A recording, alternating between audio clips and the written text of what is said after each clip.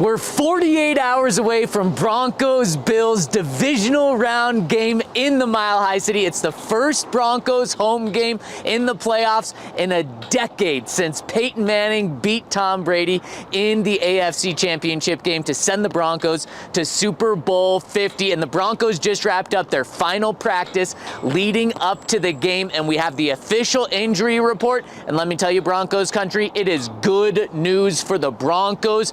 Two players are back for the Broncos. Dre Greenlaw is officially back. He was a full participant in practice, and he is full ready to go. I expect Alex Singleton to play 100% of the snaps at inside linebacker, and then Dre Greenlaw and Justin Strnad to split those other snaps. But Dre Greenlaw is back. That's going to be huge, especially going up against the big Josh Allen. Physical is going to be key in this game, and the Broncos have two guys on this defense that they did not have last year when the Broncos played the Bills in the playoffs, and that's Dre Greenlaw and that's Talanoa Hufanga, both big hitters that are going to be key going up against Josh Allen. The other guy the Broncos have back is also going to be key for the Broncos defense, slowing down Josh Allen and James Cook, and that is John Franklin Myers. He missed the final game of the regular season for the Broncos, but he is officially off the injury report and back for the Broncos on Saturday. Broncos will be without two players, though. Lucas Kroll and Drew Sanders are officially ruled out. That's no surprise. The Broncos have not had either of those guys for a very long time, and they'll be without him this week. We just learned that that was official today.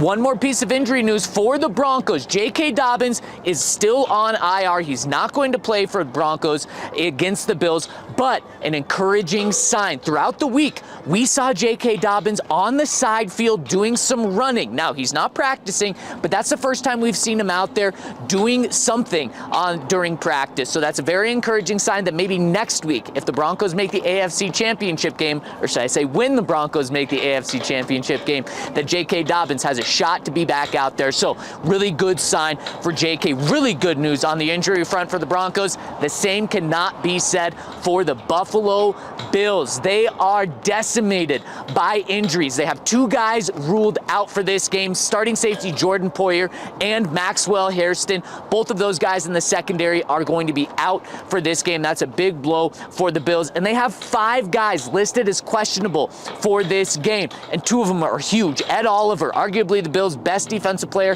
he's listed as questionable after not having played for a couple of months. And Curtis Samuel, wide receiver, is also listed as questionable. It's expected that both of them are going to play, but being listed as questionable leaves the door open there. And then running back Ty Johnson, Damar Hamlin, and Terrell Bernard are all listed as questionable. So Broncos in fantastic injury shape going into this game. The Bills are not, and I'll tell you what, it feels like playoff week here from an outside perspective, but also from an inside perspective. After practice today, after the Broncos wrapped up their entire week of practice, Sean Payton said, these players get it. They understand what's at stake, and you can feel that it's different here this week. They can feel that it's the playoffs. So that's really good news coming from Sean Payton, and it does feel a little different here, and even different than last year when the Broncos were in the wild card game, because now the Broncos have a legitimate shot at the Super Bowl. They're one of the top teams in the AFC in terms of odds to make it out. In fact, last time I looked, they were the top seed or the top team in terms of odds to make it to the Super Bowl in the AFC. So they know what's at stake, and you can feel it. Sean Payton said the players understand what's at stake, and it felt different this week. And I believe a key to the game, the key to the game, is going to be the defense forcing Josh Allen to make a mistake or two. Get this, the Bills were 12-5 in the regular season. In the 5 games that the Bills lost, Josh Allen, between interceptions and fumbles, had a combined 12 turnovers in those 5 games. That's over 2 per game. However, in their 12 wins, he only had 5 combined interceptions and fumbles. That's a drastic difference. Less than half per game in their wins, and over 2 in their losses. So that's going to be key for the Broncos. Good news is, after having a season where they weren't able to take the ball away, they ended the year strong. In Week 18, they got 2 takeaways, and one of them went back for a touchdown. So if that continues, that's going to be huge for the Broncos, and I believe the Broncos will win. After practice, Sean Payton was a little introspective. He was was reflective. He maybe got a little deep on his emotions with the media, and it was cool to see. And I actually think there's something that we can take out of this for this Broncos game. And a couple of the things that he said, he took a step back and looked at the entire Broncos rebuild and what they've done since he got here, moving on from Russell Wilson. And he said, look, when we made all of those moves, I didn't want any excuses. We could have had excuses like the dead cap, the cap hits that we had. Of course, Russell Wilson, the biggest dead cap in NFL history. He didn't want to hear it. He did not want anyone talking about those things because he didn't want excuses. He didn't want it to be a long build. And boy, has he done a fantastic job of not making it a long build. The first year without Russell Wilson,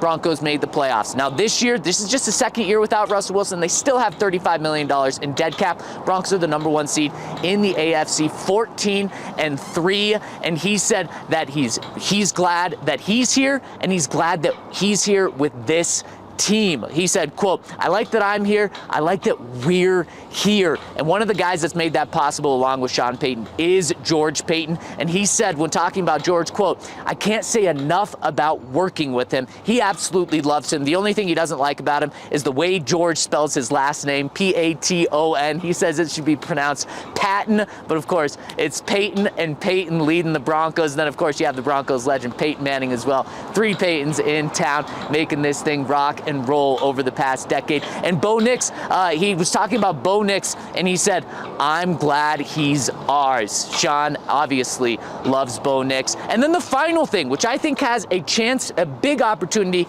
to be a key of this game. And before I talk about that, make sure to hit a thumbs up on this video, subscribe. We're here every single day at Broncos practice, not just during the playoffs, but throughout the regular season, training camp, and all of the off season as well. So if you want the most up-to-date Broncos news, hit us with a thumbs up and subscribe to this channel.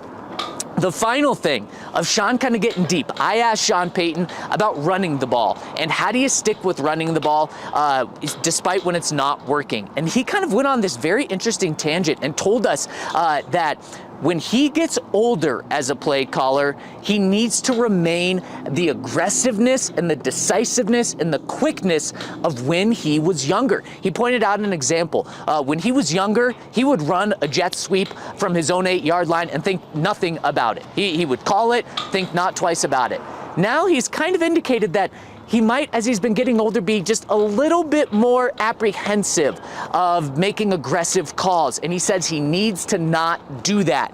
And so what I think that means for this game is Sean is continuing to remind himself this week, don't be afraid to be aggressive. Throw the deep bombs. Call the aggressive shots. And so I think that that is something that we're going to see from Sean this week, is him open up the playbook even more, get the play call in even quicker, and the plays will be more aggressive and decisive, just like when he was younger and what got Sean Payton to this level. So expect some explosives from Bo Nix, from RJ Harvey, from this Broncos team against the Bills in 48 hours. Heading into this game, the Broncos are in fantastic shape on the injury front, and the Bills are not. We will be at the Broncos game. Make sure to stay tuned right here for updates before, during, and after the game.